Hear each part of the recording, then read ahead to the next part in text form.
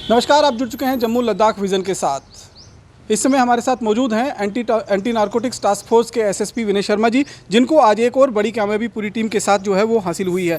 Sir, बहुत बहुत स्वागत है जम्मू लद्दाख विज़न में आपका। Thank you. आज जो कामयाबी मिली है, क्या कुछ आप उसके बारे में कहेंगे और क्या कुछ खास है इस कामयाबी के पीछे? आज हमने 5 ऐसे अकाउंट फ्रीज़ करवाए हैं सफेमा के थ्रू।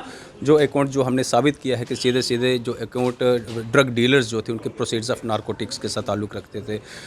इसमें एक मसूद अहमद डार नाम का एक ऐसा आदमी जो ड्रग कार्टेल कश्मीर से चला रहा था, जो फार्मास्यूटिकल का जो डिस्ट्रीब्यूटर था सबसे बड़ा कश्मीर में इलिसिट फार्मास्यूटिकल ड्रग्स का।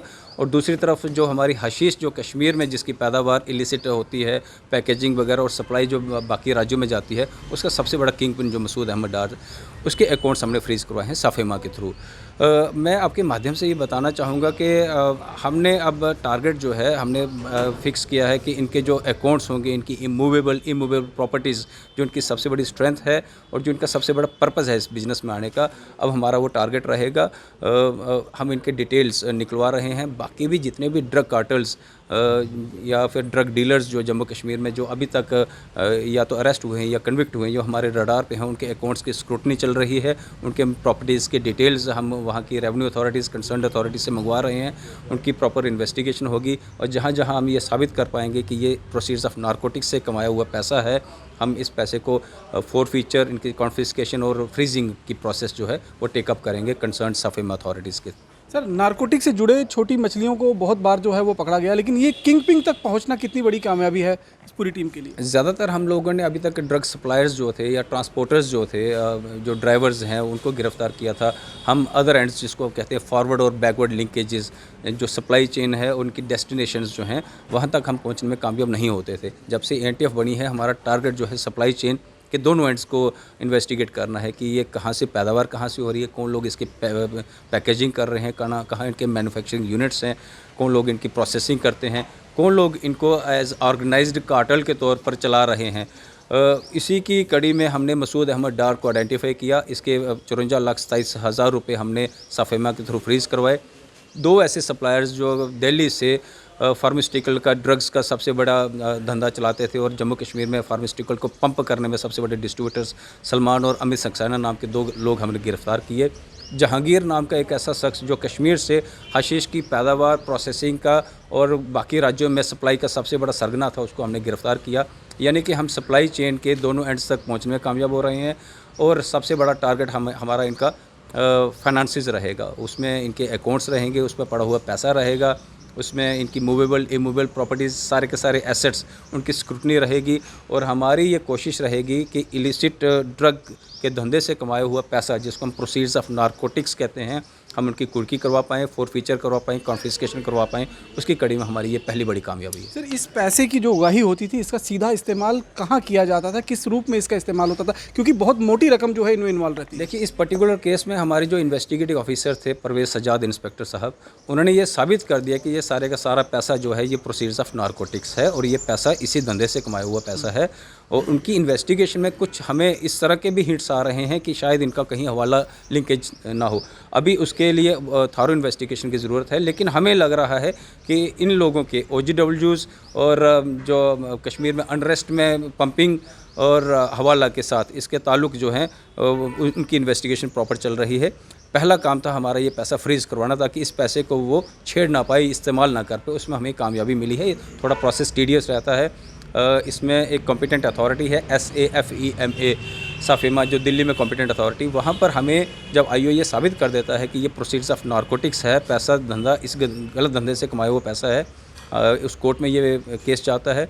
उस कोर्ट से प्रॉपर राइट टू हियर उस शख्स को मिलता है, उनकी पूरी सुनवाई होती है, उनको एक्सप्लेनेशन देने का पूरा मौका मिलता है, जबकि हमारे IO साहब इसमें कामयाब रहे कि साबित करने में ये सारे का सारा पैसा। जहर के व्यापार का जो मोडस ऑपरेंडी है वो किस तरह से रहता है और किस किस तरह की जो नशे की खेप है वो कश्मीर से देश के दूसरे हिस्सों में पहुंचाई जा रही है? देखिए, अलग अलग ड्रग्स का अलग अलग तरीकाकार है। हीरोइन जो है, जिसको हम ब्राउन शुगर भी कहते हैं, वो अफ़गानिस्तान से होती हुई पाकिस्तान के रास्ते जम्मू कश्मीर में एज ट्रांजिट रूट इस्तेमाल होती है, बाकी हिस्सों में जाती है। अगर आप हशीश को देखें, हशीश की पैदावार कश्मीर में खुद हो रही है और वहाँ पर पैकेजिंग वगैरह वहीं पे प्रोसेसिंग होके बाकी राज्यों में जाती है। जबकि आप देखेंगे पॉपी भी कुछ लेवल पर पॉपी स्ट्रॉ जो है उसकी खेती बाड़ी वहाँ कश्मीर में हो रही, इलिसिट कल्टीवेशन वहाँ पे होती है। और फार्मास्यूटिकल ड्रग्स जो हैं वो बाकी राज्यों से हमारे जम्मू कश्मीर में पंप होते हैं, गांजा भी बाकी राज्यों से हमारे यहाँ। तो हर एक ड्रग का अलग अलग पैटर्न रहता है। इसमें मैं बता दूं आपको कि जो कल्टीवेशन थी कश्मीर में पॉपी की और कैनबिस की, इसकी कल्टीवेशन के लिए एक प्रॉपर सर्कुलर एसओपी सारे डिस्ट्रिक्ट्स को दे दी गई है, सारे एसएसपीज़ को, और डीवकम कश्मीर के थ्रू सारे डीसीज़ को सेंसिटाइज कर दिया गया है कि जो कल्टीवेटर्स हैं उनकी जो लैंड टाइटल्स हैं उनकी स्क्रूटनी होनी चाहिए और उनकी प्रॉपर्टीज़ अटैच होनी चाहिए जो लोग इसकी कल्टीवेशन कर रहे हैं। कितने लोग अभी तक अरेस्ट हुए हैं इस पूरे केस में, जो 5 खाते जो सीज किए गए हैं, और किन किन लोगों की तलाश जो है? देखिए, सबसे बड़े जो सप्लायर जो दिल्ली से फार्मास्यूटिकल का जो डिस्ट्रीब्यूशन जो हमारे जम्मू कश्मीर में पंप कर रहे थे, ये फार्मास्यूटिकल ड्रग्स जिसको हम साइको एक्टिव सब्सटेंसेस भी कहते हैं, कोडिन फॉस्फेट वगैरह वगैरह, उनके 2 बड़े सरगना जो थे, डिस्ट्रीब्यूटर्स जो थे, वो हमने गिरफ्तार किए, जिनमें एक का नाम सलमान है, दूसरे का नाम अमित सक्सेना है। उनको गिरफ्तार करने में हम कामयाब हुए हैं। दूसरी तरफ मैंने आपको कहा हशीश कश्मीर में पैदा होती है और बाकी राज्यों में इसकी सप्लाई होती है। उसमें सबसे बड़ा नाम जहांगीर जो था, सबसे बड़ा कार्टेल का जो इसका सरगना था, उसको भी हमने गिरफ्तार कर लिया है। मसूद अहमद डार अभी एब्सकॉन्ड कर रहा है, इसके 54 लाख रुपए हमने फ्रीज करवा दिए। सबसे बड़ा किंगपिन मसूद अहमद डार ही है इस पूरे नशे के कारोबार में? अभी तक जो बचा हुआ है, ये तीनों बड़े इसमें कारोबारी थे। मसूद अहमद डार जो है वो हमारी ग्रिप से अभी एब्सकॉन्ड कर रहा है। उसके पैसे को हमने जब्त कर लिया है, पैसा सारा फ्रीज करवा दिया है। उसकी मूवेबल इमूवेबल प्रॉपर्टीज़ के डिटेल्स हम डिस्ट्रिक्ट अनंतनाग से मंगवा रहे हैं, उसकी प्रॉपर्टीज़ अटैचमेंट की प्रोसेस। आखिरी सवाल सर, कि जो फार्मास्यूटिकल ड्रग की आड़ में इस नशे के धंधे को चलाया जा रहा है, ये कितना बड़ा चैलेंज है आपके लिए, और किस तरह से आगे आने वाले समय में इसका इस्तेमाल आप देख सकते हैं इस पूरे धंधे में? देखिए, ये बहुत बड़ा चैलेंज है, क्योंकि एक बार इसमें ड्रग्स के कंजप्शन में एक आदमी जब ट्रैप हो जाता है, जब एडिक्ट हो जाता है, जिसको हम एडिक्ट्स को तो हम विक्टिम के तौर पर लेके चलते हैं, उनको सहानुभूति की, उनको प्रॉपर रिहेबिलिटेशन की, ड्रग डी एडिक्शन की ज़रूरत है। जब तक हम लोग उनको सेंसिटाइज नहीं करें, प्रॉपर अवेयरनेस कैंपेन्स नहीं चलाएंगे, जब तक हम उनको डी एडिक्ट नहीं कर पाएंगे, उनको रिहैब नहीं कर पाएंगे, वो ड्रग का कोई ना कोई अल्टरनेटिव ढूंढते रहेंगे।